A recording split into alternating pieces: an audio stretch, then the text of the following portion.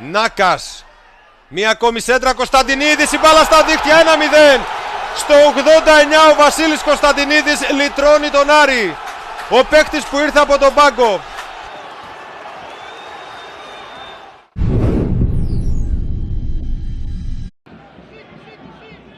Κίνηση του Κωνσταντινίδη που έχει ευκαιρία, πλασάρει 2-0 στο 88. Αυτός είναι ο Κωνσταντινίδης, γι' αυτό τον απέκτησε ο Άρης. Κάνει πολύ ωραία κίνηση χωρίς την μπάλα, εκτελεί ιδανικά με τα αριστερό σημαδεύοντας τη γωνία του Κωνσταντάκου. 2-0, ο Άρης κλειδώνει το τρίποντο 3 λεπτά πριν το τέλος.